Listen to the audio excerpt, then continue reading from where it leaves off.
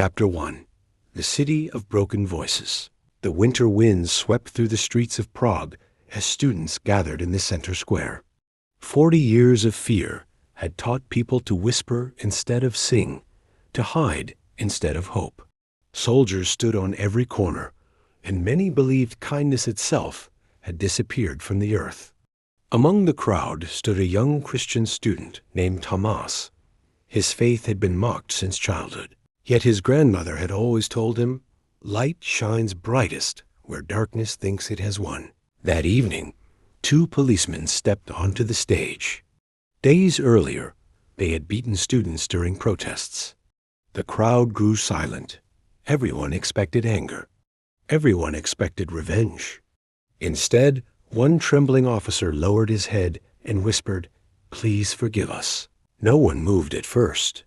Then an old woman in the crowd began praying the Lord's Prayer aloud. "Forgive us our debts as we forgive our debtors." Soon the entire square echoed with the prayer. Thousands of voices rose together like thunder. Tomas felt tears run down his face as years of hatred seemed to loosen their grip on the people. For the first time in decades, the city felt free. Chapter 2. Mothers of Forgiveness. Far away in Bratislava, 2 grieving mothers stood before a gathering of students. Years earlier, their daughters had been killed during violent oppression near the university gates. Their pain had become known throughout the nation. Many expected the mothers to demand justice or revenge against the soldiers responsible. Instead, one mother spoke softly. "We choose to forgive." The crowd stared in disbelief. The second mother continued, "Hatred buried our country long enough. If we do not forgive, we remain prisoners too." One by one, students began repeating the words, "We forgive. We forgive." The room filled with quiet weeping. Some students embraced strangers beside them. Others knelt to pray. A burden that had rested on their hearts for years began to lift. Among the students was a young woman named Elena. That night she gave her life to Christ, believing she had witnessed the love of God more clearly than ever before. Chapter 3. Brothers Across Borders. In the 1990s, Christian students from Georgia, Armenia, and Azerbaijan gathered together despite war and conflict dividing their nations. Many had grown up hearing terrible stories about one another. Some had even served in armies, fighting against neighboring countries. Fear and suspicion followed them into the conference hall.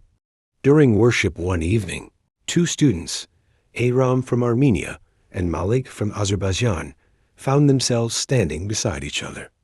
At first, neither spoke.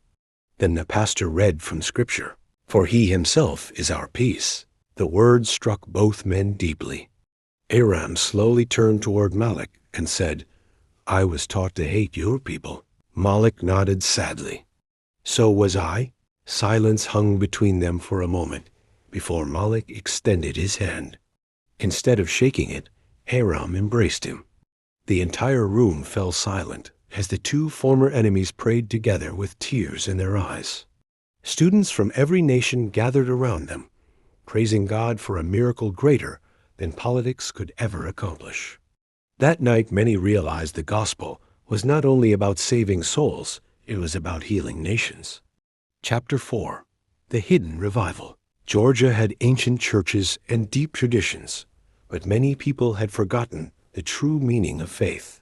Religion had become routine, mixed with superstition and fear. Yet beneath the surface, God was moving quietly. Small groups of students began meeting in homes, praying late into the night. Bibles were passed secretly from hand to hand. Worship songs echoed through apartments where neighbors once feared speaking openly about Christ. Elena traveled across the region, sharing her testimony of forgiveness. Tomas carried Bibles into villages.